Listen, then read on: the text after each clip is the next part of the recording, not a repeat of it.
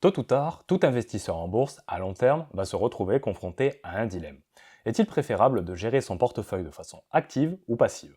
D'un côté, la gestion active est une approche complexe, mais qui a pour but d'optimiser la performance et le risque. Et d'un autre côté, la gestion passive est une approche plus de laisser faire, mais dont le contrôle de la performance et du risque est bien moins présent.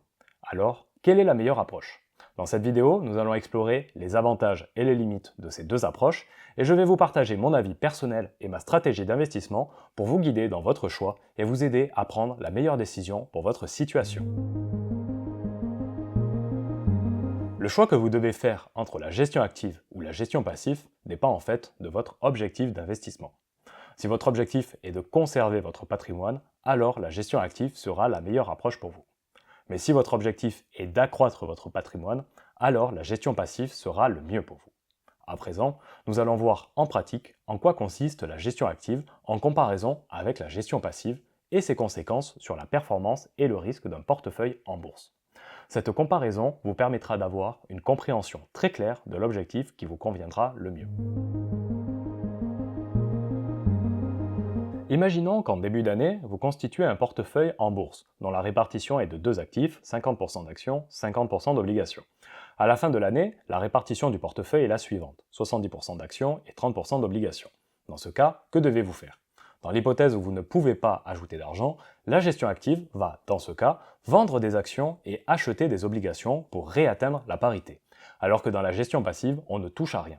Et dans l'hypothèse où vous pouvez ajouter de l'argent régulièrement, dans la gestion active, vous allez allouer ce capital seulement à l'achat de l'actif baissier afin de réatteindre la parité, alors que dans la gestion passive, votre choix change. Vous pouvez allouer ce capital sur la meilleure opportunité d'investissement du moment.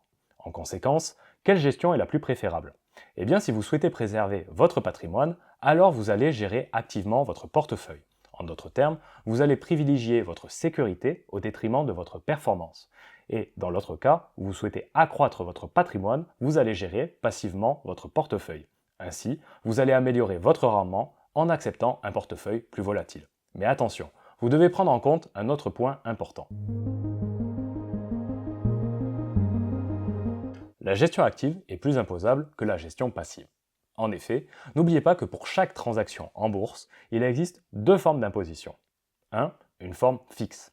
En fonction de votre courtier, pour chaque transaction, vous allez payer des frais. À titre d'exemple, chez mon courtier de Giro, le coût est généralement de 2 euros par transaction et environ 2 euros pour les frais de change si vous achetez dans une devise étrangère. Et 2. Une forme variable. Pour chaque plus-value générée, si vous vendez votre actif, alors vous allez devoir payer 30% de cette plus-value aux impôts français. Par exemple, si vous achetez une action à 100 euros et que vous la vendez à 200 euros, alors votre bénéfice sera de 70 euros car 30 euros seront versés à l'État français. En d'autres termes, plus vous allez acheter ou vendre, plus vous serez imposé, donc plus votre rentabilité va baisser. C'est pourquoi la gestion active n'est pas si bien que ça. En théorie, elle réduit un peu la volatilité de votre portefeuille, mais en pratique, cela réduit beaucoup votre rendement. Alors que dans la gestion passive, moins vous allez acheter ou vendre, moins vous serez imposé, donc plus votre rentabilité va augmenter. C'est pourquoi la gestion passive est préférable pour la majorité des situations. Mais ce bénéfice de la gestion passive n'est pas la seule chose à avoir en tête.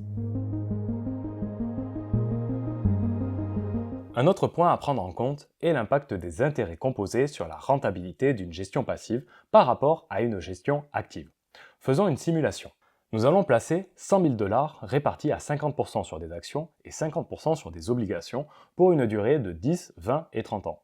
Et le seul critère qui va changer est le fait de rééquilibrer son portefeuille une fois par an pour la gestion active contre pas de rééquilibrage pour la gestion passive. Le résultat est le suivant. Sur une période de 10 ans, la gestion passive a apporté 9,93% de rendement en plus que la gestion active. Sur une période de 20 ans, 11,66% et sur une période de 30 ans, 18,13%. Dans cette simulation, nous pouvons remarquer que la gestion passive apporte un peu plus de volatilité, oui, mais apporte beaucoup plus de rendement. De plus, nous constatons une augmentation des rendements au fil des années, dont la cause principale est la magie des intérêts composés. C'est pourquoi la gestion passive est préférable dans la majorité des situations que la gestion active. Mais pour appliquer une gestion passive à votre portefeuille en bourse, même si vous savez que vous ne devez pas acheter ou vendre des actifs, Dans certaines situations, vous pouvez être submergé par vos émotions et réaliser compulsivement ces comportements.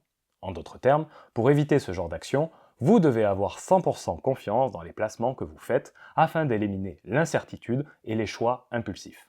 À titre d'exemple, je réalise une analyse comptable de plus de 1800 entreprises et je ne sélectionne que les 50 meilleures.